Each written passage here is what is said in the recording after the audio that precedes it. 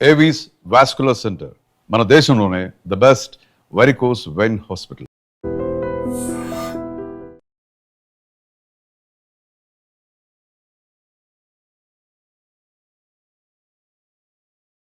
నమస్తే, welcome to I dream. నేను వలి. లంగర్ హౌస్లో ఉన్నటువంటి బీ గ్రాండ్ హోటల్లో గత రాత్రి రేణుక 20 సంవత్సరాల యువతి హోటల్ నెంబర్ 1611లో ఉరేసుకుని ఆత్మహత్య చేసుకుంది. సో ఈ ఈ విషయం తెలిసిన వెంటనే కుటుంబ సభ్యులకి సమాచారం అందించారు. తర్వాత ఇక్కడ ఉన్నటువంటి హోటల్ నిర్వాహకులు పోలీసులు కూడా ఇన్ఫర్మేషన్ ఇచ్చారు. ఏం జరిగింది అంటే రేణుకతో పాటు ఫరూక్, రేణుక ఫ్రెండ్గా తెలుస్తోంది, ఫరూక్ ఇద్దరు కలిసి ఇక్కడ ఈ బీ గ్రాండ్ హోటల్లో రూమ్ అనేది తీసుకున్నారు. రూమ్ తీసుకున్న తర్వాత రూమ్లోకి వెళ్ళారు. అంతా ఇక్కడ ఏవైతే ఆధారాలు సమర్పించాలో ఐడి కార్డ్స్కి సంబంధించి ఇన్ఫర్మేషన్ అది ఇక్కడ రిసెప్షన్లో ఇచ్చారు. తర్వాత రూమ్లోకి వెళ్ళిన తర్వాత ఆ ఫరూక్ అనేటువంటి వ్యక్తి బయటికి వెళ్ళొస్తాను, చిన్న పని ఉందని చెప్పి బయటికి వెళ్ళాడు. ఈ గ్యాప్లోనే రేణుక హోటల్లో ఉన్నటువంటి ఆ గదిలో ఉన్నటువంటి ఫ్యాన్కి ఉరేసుకుని చనిపోయింది. సో అతను మళ్ళీ ఇక్కడికి వచ్చి చూసేసరికి షాక్ అయిపోయాడు. ఎందుకు ఇలా జరిగింది అనేది అతను కూడా అర్థం కాలేదు. అతను పోలీసులకు చెప్తున్నది. సో వెంటనే పోలీసులకు ఇన్ఫర్మేషన్ ఇవ్వటం, ఇక్కడంతా మొత్తం తర్వాత ఫోరెన్సిక్ బృందం కావచ్చు డెడ్ బాడీని ఉస్మానియాకి తీసుకెళ్లారు. అక్కడ పోస్ట్ మార్టం జరుగుతుంది. పోస్ట్ మార్టం రిపోర్ట్ వచ్చిన తర్వాత, ఫోరెన్సిక్ ఆ నివేదిక వచ్చిన తర్వాత ఏం జరిగిందనేది కూడా తెలిసే అవకాశం ఉందని చెప్పి పోలీసులు చెప్తూ ఉన్నారు. కానీ ఇక్కడ హోటల్ నిర్వాహకులు కూడా ఏమో చాలామంది ఇట్లా వస్తూ ఉంటారు, వెళుతూ ఉంటారు, కానీ ఏ టైంలో ఎవరు ఏం చేస్తారో మాకు అసలు తెలియదు. సో వాళ్ళిద్దరు అనుమానాస్పదంగా ఏమీ కనిపించలేదు. రూమ్ కావాలన్నారు, రూమ్ ఇచ్చాము, తర్వాత ఈ విధంగా జరిగింది అని ఇక్కడ ఉన్నటువంటి నిర్వాహకులు చెబుతున్నటువంటి పరిస్థితి ఉంది. సో అయితే రేణుక పేరెంట్స్ కావచ్చు, రేణుకకి సంబంధించిన బంధువులు కావచ్చు, ఒక విషయం క్లియర్గా చెప్తున్నారు. రేణుక ఆత్మహత్య ఎందుకు చేసుకుంటుంది, ఆత్మహత్య చేసుకునేంత పిరికిది కాదు, ఏదో జరిగింది, ఫరూక్ అనే అతని మీద మాకు అనుమానం ఉంది, అతనే ఏదో చేసి అతనే చంపేసి ఇట్లా ఆత్మహత్యగా చిత్రీకరించి ఉంటాడు అని వాళ్ళందరూ కూడా అనుమానం వ్యక్తం చేస్తున్నటువంటి పరిస్థితి కనిపిస్తుంది. సో పోలీసులు ఆ రూమ్లో 1611 రూమ్లో ఉన్నటువంటి ఆధారాలన్నీ కూడా తీసుకెళ్లారు. అక్కడ ఉన్నటువంటి వస్తువులు కావచ్చు, డాక్యుమెంట్స్ కావచ్చు, ఇవన్నీ ఇంకా ఏమైనా ఆధారాలు దొరుకుతున్నాయని చెప్పి ఫోరెన్సిక్ నిపుణులు కూడా వచ్చి పూర్తిగా చెక్ చేసి వెళ్ళారు. ఇక్కడ రిసెప్షన్లో ఉన్నటువంటి వాళ్ళ ఐడి కార్డ్స్, డాక్యుమెంట్స్ ఏవి సమర్పించారో అవన్నీ కూడా చూసి ఆ డేటా మొత్తం తీసుకెళ్లారు. అలాగే సీసీ కెమెరా డీటెయిల్స్ కూడా తీసుకెళ్లారు. ఎందుకంటే ఇతను బయటికి వెళ్ళినప్పుడు ఇంకెవరన్నా వచ్చారా, ఇంకెవరన్నా వచ్చి ఏమన్నా గొడవ చేయడం ఏమైనా జరిగిందా, రేణుకకు సంబంధించిన కాల్ రికార్డ్స్, ఇక్కడ సీసీ కెమెరాలు, ఇవన్నీ కూడా పోలీసులు ఇన్వెస్టిగేట్ చేస్తూ ఉన్నారు. లంగర్ హౌస్ పోలీసులు పూర్తిగా ఈ కేసుకు సంబంధించి విచారణ చేస్తూ ఉన్నారు. సో ఉస్మానియా ఆసుపత్రిలో ప్రస్తుతం పోస్ట్ మార్టం జరుగుతోంది. పోస్ట్ మార్టం జరిగిన తర్వాత డెడ్ బాడీని అల్వాల్కి తీసుకెళ్తారు. ఎందుకంటే రేణుక అల్వాల్ ప్రాంతానికి సంబంధించినటువంటి అమ్మాయి, ఈ ఫరూక్ అనేటువంటి వ్యక్తి గోల్కొండ ప్రాంతానికి సంబంధించిన వ్యక్తి. సో వీళ్ళిద్దరికీ కొన్ని రోజులుగా స్నేహం ఉన్నట్టు తెలుస్తుంది. ఆ స్నేహం ఉంది కాబట్టి ఇక్కడ హోటల్లో 1611 రూమ్ తీసుకుని ఇక్కడ ఉన్నారు. సో అంతలోపే ఈ ఘటన జరిగింది. సో కుటుంబ సభ్యులైతే తీవ్రమైనటువంటి ఆరోపణలు చేస్తూ ఉన్నారు. మా అమ్మాయి అసలు ఏ పాపం తెలియదు, మా అమ్మాయి చాలామంది ఫ్రెండ్స్ ఉంటారు, చాలామంది మనస్ఫూర్తిగా మాట్లాడే ఫ్రెండ్స్ ఉంటారు, వాళ్ళందరితో కూడా చాలా బాగుంటుంది, ఎప్పుడు ఎవరితో ఎలాంటి గొడవలు లేవు. అలాంటి రేణుక ఈరోజు విగతజీవిగా ఉందంటే కక్ష కట్టుకుని ఏదో చేశారు, కావాలని చంపాలన్న ఉద్దేశంతోనే ఇక్కడ హోటల్కి తీసుకొచ్చారు అని తల్లిదండ్రులు కూడా కొంత ఆవేదనతో మాట్లాడుతున్నటువంటి పరిస్థితి ఉంది. సో ఏదేమైనప్పటికీ నిజాలు అనేవి త్వరలోనే తెలిసే అవకాశం కనిపిస్తుంది. ఒకసారి హోటల్ లోపలికి వెళ్దాం, లోపలికి వెళ్ళి మాట్లాడే ప్రయత్నం చేద్దాం. వాళ్ళు అసలు ఏ టైంకి వచ్చారు ఏంటనేది ఒకసారి మనం మాట్లాడే ప్రయత్నం చేద్దాం. ఇక్కడ రిసెప్షన్లో కనిపిస్తున్నారు. మేడం కల్ రాత్ आए थे ना, कल रात आए थे ना, कब आए हो? सुबह चले गए? सुबह आप सुबह ड्यूटी में? मॉर्निंग आके शाम को चले गए थे, उस टाइम तो नहीं हुआ। नाइट में कल रात कौन थे इधर? आनंद बोल के था एक लड़का है, नाइट वो भी चल गया? मॉर्निंग तो आपको इन्फॉर्मेशन रहता ना उन्होंने कितने बजे आए, कितने बजे गए बोल के, कितने बजे आए? किसका? दो आए ना, दो बंदे आए ना, 1611 बुक करे? वो तो पहले ही आया था, अर्ली मॉर्निंग आया था। कल सुबह में आए?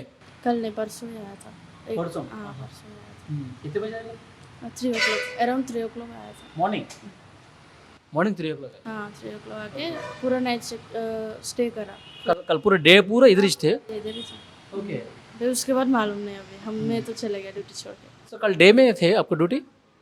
कल उनको देखे थे 1600? नहीं नहीं देखे, नीचे भी नहीं आया, नहीं देखे। एक्चुअली इंसिडेंट कौन सा टाइम पे हुआ? वो आइडिया नहीं, 12 बजे बोल रहे हैं अभी वो लोग। So, आधी रात 12 बजे। ओके, तो फारूक बाहर गया ना, जब हुआ क्या ये इंसिडेंट? बोल तो रहे वैसे, मगर हम तो नहीं सुना नाइट में, वो मुझे मालूम नहीं उतना अच्छे से। इधर मैनेजर है ना, किधर गए? मैनेजर ऊपर गया फ्लोर में। ఓకే, సో అది ఇక్కడ రిసెప్షన్లో ఉన్న వాళ్ళు చెప్తా ఉన్నారు. 2 రోజుల ముందే వచ్చారంట వాళ్ళు, 2 రోజుల ముందే వచ్చారు, నిన్నంతా ఇక్కడే ఉన్నారు, నిన్న రాత్రి ఈ ఘటన జరిగిందని చెప్తున్నారు. అంతకు ముందు రోజు ఎర్లీ మార్నింగ్ తెల్లవారుజామున 3 గంటలకు వచ్చి రూమ్ తీసుకున్నారు, నిన్న డే మొత్తం ఇక్కడే ఉన్నారు, నిన్న అర్ధరాత్రి ఈ ఘటన జరిగింది. ఫరూక్ అనే వ్యక్తి బయటికి వెళ్ళాడు, నిన్న డే మొత్తం ఇక్కడే ఉన్నారు, ఈ రూమ్లో ఉన్నారు, ఇట్లా బయటికి వెళ్తున్నారు వస్తున్నారు, ఇక్కడే ఉన్నారంట. నిన్న అర్ధరాత్రి సమయంలో 12 గంటలకు ఈ ఘటన జరిగింది. ఫరూక్ అనే వ్యక్తి బయటికి వెళ్ళాడు. ఈమె మరి ఏం జరిగిందో తెలియదు, ఫరూక్ ఏమన్నా అన్నాడా లేకపోతే ఆమె ఎందుకు మనసుకి అంత గాయం అనిపించింది, ఎందుకు అంత మనసు మీదకి తీసుకుంది, ఎందుకు అంత బాధతో ఆవేదనకు గురైంది, ఎందుకు ఆ విధంగా ఉరేసుకొని చనిపోవాల్సినటువంటి పరిస్థితి వచ్చింది, ఇవన్నీ కూడా బయటికి రావాలంటే పోలీసులు క్లియర్గా ఇన్వెస్టిగేట్ చేయాల్సినటువంటి అవసరం అయితే కనిపిస్తోంది. ఇక్కడ ఉన్నటువంటి డీటెయిల్స్ ఈమె చెప్తా ఉంది. నిన్న రాత్రి అయితే నేను లేను, నిన్న డే టైంలో ఉన్నాను, వాళ్ళు అంతకుముందు వచ్చారు, తర్వాత నిన్న డే టైం మొత్తం ఉన్నారు, నిన్న ఈవినింగ్ మాత్రం నా షిఫ్ట్ అయిపోయింది, నేను లేను, వేరే అనన్ అనే పర్సన్ ఉన్నాడు, అతను ఉన్నాడు. సో అతను కూడా నైట్ షిఫ్ట్ అయిపోయింది కాబట్టి అతను మార్నింగ్ వెళ్ళిపోయాడు, ఇప్పుడు నేను ఉన్నానని చెప్పేసి అంటున్నారు. సో మొత్తానికి పోలీసులు అయితే వీళ్ళ దగ్గర నుంచి అన్ని ఇన్ఫర్మేషన్ తీసుకున్నారు, సీసీ ఫుటేజ్లు, డాక్యుమెంట్స్ అన్నీ కూడా తీసుకొని వెళ్ళారు. పోలీసులు ఇన్వెస్టిగేట్ చేస్తున్నారు. ఒకసారి మనం పోలీస్ స్టేషన్ దగ్గరికి కూడా వెళ్దాం. రేణుక ఏ విధంగా చనిపోయింది, వాళ్ళ దగ్గర ఉన్నటువంటి ప్రైమరీ ఎవిడెన్స్ ఏంటి, ఎలాంటి సమాచారం ఉంది, ఏం జరిగింది అనేది కూడా ఒకసారి పోలీసులు వారి మాటల్లో కూడా తెలుసుకునే ప్రయత్నం చేద్దాం. లంగర్ హౌస్ సిఐ వెంకటరాములు గారు ప్రస్తుతం మనతో ఉన్నారు, మాట్లాడదాం. వెంకటరాములు గారు, లాడ్జిలో రేణుక ఆత్మహత్య చేసుకోవడానికి కారణం ఏంటి, మీ దగ్గర ఉన్న ప్రైమరీ ఇన్ఫర్మేషన్ ఏంటి? మేము రాత్రి నాకు 12:46కు మా ఎస్ఐ ఫోన్ చేసి చెప్పడం జరిగింది ఏంటంటే, ఒక వీ గ్రాండ్ హోటల్లో ఒక మహిళ ఉరి వేసుకొని ఆత్మహత్య చేసుకొని చనిపోయిందని చెప్పిండు. నేను వెంటనే ఒక హాఫ్ అన్ అవర్ లోపల స్పాట్కి వచ్చేసిన. స్పాట్కి వచ్చిన తర్వాత ఈ ఎలా జరిగింది ఏంటిది అనేది మొత్తం వాడిని అంటే అందరినీ ఎంక్వైరీ చేస్తూ సీసీ కెమెరాలను కూడా పరిశీలించడం జరిగింది. పరిశీలించినప్పుడు ఏం తెలిసిందంటే, ఫారూక్ ఆమె నిన్న మార్నింగ్ 4 o'clock హోటల్కు రావడం జరిగింది అనేది ఒకటి విషయం తెలిసింది. తర్వాత వాళ్ళు డైలీ మార్నింగ్ నుంచి ఈవినింగ్ వరకు కూడా ఒకే రూమ్లో ఉన్నారు, అక్కడ కొంత ఆల్కహాల్ కూడా తీసుకున్నారు అని ఇన్ఫర్మేషన్ అయితే మనకు తెలిసింది. అక్కడ తెలిసిన తర్వాత ఇంకా డెప్త్గా పరిశీలిస్తే ఏం తెలిసిందంటే, ఇతను బయటికి వెళ్ళిన తర్వాత, ఆరిఫ్ బయటికి వెళ్ళిన తర్వాత ఫుడ్ ఏదైతే మన ఆర్డర్ చెప్పారో ఆ ఆర్డర్ వచ్చిన ఫుడ్ తీసుకోవడం జరిగింది. ఆమె 11:20కి అట్లా 11:20కి ఫుడ్ తీసుకోవడం జరిగింది. తర్వాత మళ్ళీ 11:45కి వాటర్ బాటిల్ కూడా తెచ్చి వార్డ్ బాయ్ ఇవ్వడం జరిగింది. ఆమెకు తీసుకున్న తర్వాత ఆమె వాళ్ళ ఫ్రెండు సత్య అనేట ఆమెకు ఫోన్ చేసింది. సత్య అనేట ఆమెకు ఫోన్ చేసి అందులో సత్య అనేట ఆమెతో ఏం చెప్పిందంటే, నీకు బర్త్డే ఉంది కదా 4th డేటుకు, నీకు ఈరోజు ఒకటి నేను మంచి గిఫ్ట్ ఇస్తానని చెప్పడం జరిగింది. చెప్పి అక్కడ కెమెరా ఫోన్ యొక్క కెమెరా ఆన్ చేసి ఆమె నేను ఇదే నీ గిఫ్ట్ అని చెప్తూ హ్యాంగింగ్ చేసుకొని చనిపోవడం జరిగింది. అప్పుడు ఆమె వెంటనే వాళ్ళ కుటుంబ సభ్యులకు అందరికీ తెలియజేసి వాళ్ళందరూ కూడా స్పాట్కు రావడం జరిగింది. ఆమెనే మళ్ళీ ఈ ఫారూక్ కూడా చెప్పడం జరిగింది. ఈ ఫారూక్ కూడా చెప్తే ఫారూక్ వెంటనే అక్కడ నుంచి బయలుదేరి లాడ్జ్కి వస్తూనే లాడ్జ్ వాళ్ళకి ఫోన్ చేసి, ఇట్లా మా రూమ్లో మా ఎవరైతే నాతో పాటు ఉందో రేణుక, ఆమె కొంచెము ఏదో ప్రాబ్లం క్రియేట్ అయ్యేటట్టుంది, మీరు వెళ్ళండి అని చెప్తే వాళ్ళు వెళ్తూ మాకు ఫోన్ చేసిరు. వెళ్ళి చూసిన వెంటనే మాకు ఫోన్ చేసిరు. ఫోన్ చేసిన వెంటనే ఫస్ట్గా మా ఎస్ఐకి వెళ్తే ఎస్ఐ నాకు ఫోన్ చేసి చెప్తే నేను వచ్చినాక ఈ విషయాలని తెలుసుకోవడం జరిగింది. ఆ తర్వాత ఆమె యొక్క పుట్టుపూర్వోత్తరాలు పరిశీలిస్తే ఏంటంటే, ఆమె ఈ ఓల్డ్ సిటీ మూసాబౌలికి చెందిన ఆమెగా మనకు సమాచారం తెలిసింది. వాళ్ళ తాతలు తండ్రులు అంతా కూడా అక్కడే ఉండేవాళ్ళని తెలిసింది. వాళ్ళు మొత్తం 2 అక్క చెల్లెళ్ళు, ఒక అన్న ఉన్నాడనేది మనకు తెలిసిన సమాచారము. ఆమె ఈ పెళ్ళి 8 years బ్యాకే పెళ్లి చేసుకుంది. పెళ్లి చేసుకున్న తర్వాత 1 yearకు బాబు పుట్టిండు. బాబు పుట్టే కొన్ని రోజులకే వీళ్ళు భార్యాభర్తలు గొడవలు జరిగి విడిపోవడం జరిగింది. విడిపోయిన తర్వాత ఆమె తల్లిదండ్రులతో పాటే ఉంటుంది, వాళ్ళ బాబు కూడా తల్లిదండ్రులతో పాటే ఉంటున్నారు. ఆమె ఏంటంటే, ఈ కుక్కట్పల్లి హౌసింగ్ బోర్డులో ఈ కింగ్స్ అండ్ క్వీన్స్ అనే పబ్లో ఆమె ఒక పబ్ డ్యాన్సర్గా వర్క్ చేస్తున్నది. అక్కడ వర్క్ చేస్తూ వాళ్ళ ఫ్రెండ్స్ ఈ సత్య ఇంకా కొంతమంది కూడా పబ్లో వర్క్ చేస్తారు. ఆ వర్క్ చేసే సమయాల్లోనే కొంతమందితో ఆమెకు పరిచయాలు ఏర్పడ్డాయి. ఆ మధ్యలోనే ఇన్ బిట్వీన్ దట్ టైము వీళ్ళ ఫ్యామిలీ మొత్తం కూడా బొల్లారం షిఫ్ట్ కావడం జరిగింది. బొల్లారం షిఫ్ట్ అయిన తర్వాత కూడా ఆమె పబ్లోనే చేస్తుండే. పబ్లోనే ఈ మనకు ఫారూక్ కావచ్చు, వాళ్ళ ఫ్రెండ్ ఇంకొకటి సోయబ్ కానీ, తర్వాత రాజేష్ కానీ వీళ్ళు పరిచయం అయిన జరిగింది. ఈమెకు ఇంతకుముందు రాజేష్, ఆ తర్వాత సోయబ్ అనేటోళ్ళు క్లోజ్ ఫ్రెండ్స్గా ఉంటుండే. వాళ్ళతో కూడా కొంత ఈ ఇంటిమసీ ఉండే ఆమెకు. ఉన్న తర్వాత ఇతను మధ్యలో ఒక 6 months బ్యాక్ నుంచి ఇతను కూడా పరిచయం అయింది పబ్లో. ఆ పరిచయం అయిన తర్వాత పరిచయం కాస్త వీళ్ళకి ఈ ఇల్లీగల్ కాంట్రాక్ట్స్కు దారితీసి వీళ్ళు ఇక్కడ అతనిది గోల్కొండ కాబట్టి గోల్కొండకు దగ్గరలో ఇక్కడ మంచి లాడ్జ్ ఏదైతే ఉందా అని అంటే ఈ హోటల్ వీ గ్రాండ్ అనేది మంచిగా అనిపించింది వాళ్ళకు.